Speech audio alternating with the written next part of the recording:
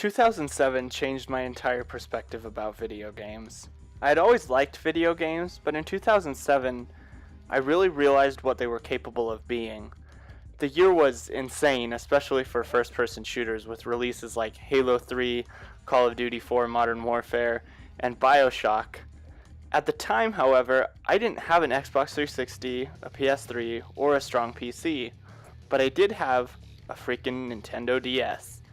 And when I found out that the Nintendo DS was going to get its own version of Call of Duty 4 Modern Warfare, I was probably too excited. I was fully on the hype train leading up to Call of Duty 4 Modern Warfare. I think I watched that trailer a million times. I had a GamePro at the time that talked about the game, and I read it so many times. I was so excited for the game, but I kind of knew that I wasn't going to have a system that would be able to play it. And so when I found out that the DS was going to get its own version of the game, I immediately grabbed it, but I didn't reduce my expectations, and I went into it basically expecting what I had read about in GamePro for the PS3 and Xbox 360 versions. Because I was so overhyped at the time of its release, I never actually beat this game until 2018 when I decided to pick it up again and try it out. I had recently beaten Wolfenstein 3D for the first time and just wanted something fun and chill to play that was a first-person shooter, and so I thought I'd give it another shot. And I was very pleasantly surprised. The campaign is nowhere big and nowhere as explosive as the campaign on the console versions of the game, but it was a very, very solid game that actually surprised me at points. Now, this is a game that people love to make fun of, even among people who really like the games. For the DS in the Call of Duty series, people make fun of this one, and it's not hard to see why. The graphics are funny if you're used to console games, to say the least, and the first missions sort of lead you to believe that every enemy in this game is going to look the same. The campaign also starts off on a really amusing note when, as soon as you complete your training, the encampment that you're in this fake Middle Eastern country is attacked by terrorists.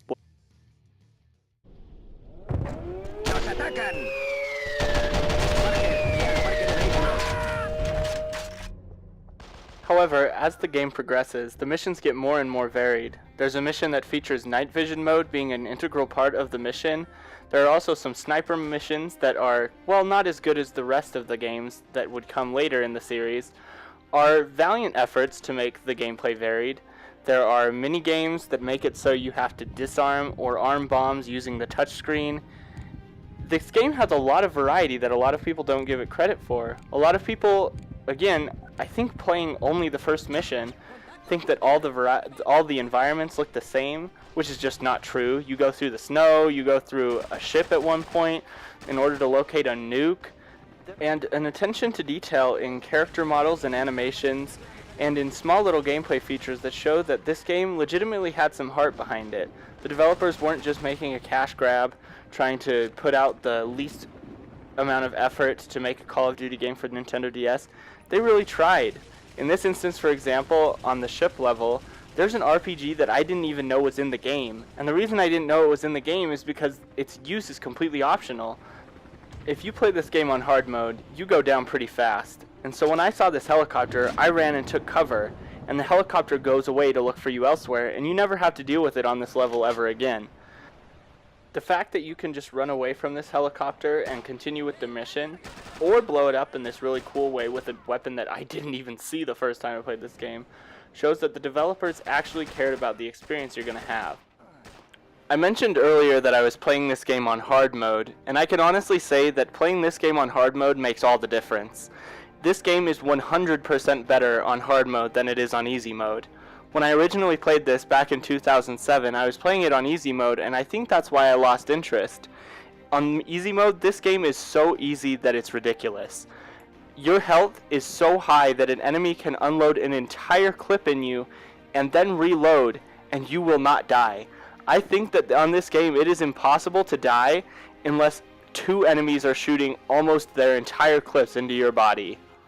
In a sharp contrast to that, on hard mode, you will be the one unloading an entire clip into enemies unless you shoot them in the head, and you will die very quickly. This game makes headshots count a ton. on the harder difficulties. It kind of reminds me of Rainbow Six Siege in this way, where it's like if you're shooting somebody in anywhere other than the head, it's going to take a while for them to go down, but the headshot is always an insta-kill. It makes aiming down the sights so important. Some critiques of this game that I've seen from other people have said that aiming down sights is a waste of time, whether it be because they dislike the control scheme, or just because on easy this game really is entirely playable without ever aiming down the sights. But on hard mode, aiming down the sights becomes way more important, and it makes your actions feel a lot more important as well. Just like killing a boss in Dark Souls, if it was a piece of cake and you could do it in a few hits, would feel kind of pointless, so do the missions in this game. On harder difficulties, I began to take the story a lot more seriously, and when cool things would happen, they actually seemed cool because I had worked so hard to get there. As far as highlights go, I would definitely say that Dead in 10, the last mission, is the best mission in the game. The first mission that takes place on a ship is pretty solid. I like the AC-130 mission a lot. It's probably one of my favorite side missions in the handheld games, but Dead in 10 is just so good. It uses the companion characters that have been with you in pretty much every mission to the best effect in the entire game. It's the most cinematic and epic feeling mission, but also features a great combination of the two types of shooting that you've become accustomed to throughout the course of the game, which are on-rail sections in helicopters, which feature some really awesome environments for the 2007 Nintendo DS, and also the on-foot sections as a foot soldier. The difficulty on these stages is a lot harder than the first missions. You've been introduced to shotgun wielders at this point, which in this game, if a shotgun shoots you from pretty much any range, you're going to die. Weapons like these make the smoke grenades and flash grenades you have in your arsenal very important. In a lot of reviews I've seen, people say that they're pointless, and on easy mode I think that that's true, but I think this game is much better played on a tactical level, and if that means that it doesn't really feel like Call of Duty, I think that the game is better for it.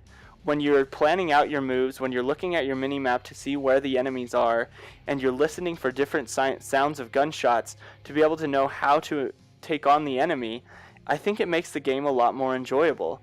Some people have said that this game just feels like a shooting gallery, and on harder difficulties I just don't think that's true. The enemies are much more stationary in this game than they are in the rest of the series on Nintendo DS, but the variety of weapons they use mean that you have to take every step into a new room very seriously because it's likely that you're going to die. If you haven't been able to tell yet, I really enjoyed this game, and I think it's a shame that a lot of people haven't played it, especially people who didn't have a PS3 or Xbox 360, but did have a DS like I did, and I know I wasn't the only one when this game was released. I think it's a shame that more people didn't play it. It got good reviews at the time, but I think that it still holds up really well. I'm not going to spoil any more of the campaign for you because I just want you to go out and play it. But N-Space's Call of Duty series I think is one of the more interesting developer sagas with this franchise. And I wanted to bring light to the first game they made in this franchise, and I'd like to talk about the others because there are some legitimately amazing games in this series on Nintendo DS, and I think that this is one of them. It's not as strong as some of the ones that I will talk about in the future, but it remains to be one of my favorites because of how much effort was put into this game. But yeah, I really enjoy video games. I really enjoy spiders and stuff too, which is what this channel is mostly about. But I think that YouTube is great because it allows you to make things that you're passionate about, whether that be video games, tarantulas, or whatever. So I hope you guys enjoyed this, and I hope y'all have a great day.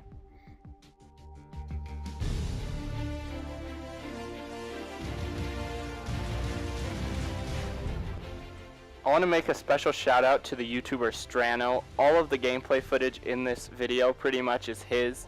I don't have the money to buy a special Nintendo 3DS to be able to record gameplay, but he has a Spanish-speaking channel that has a lot of gameplay playthroughs of some games that you don't really see anywhere else on YouTube. So definitely check him out if you're interested in watching all these games. They are way more fun to play than they are to watch, but that's always there. And to any of our subscribers that made it all the way through this video, first of all, why? And second of all, I'm sorry about the lack of uploads. YouTube is great because it makes it so I can do stuff that I'm passionate about. And there will still be spider videos on this channel, but I want to mix it up too and occasionally have video game videos too. So just thank you guys for all your support. We love you guys and have a great day.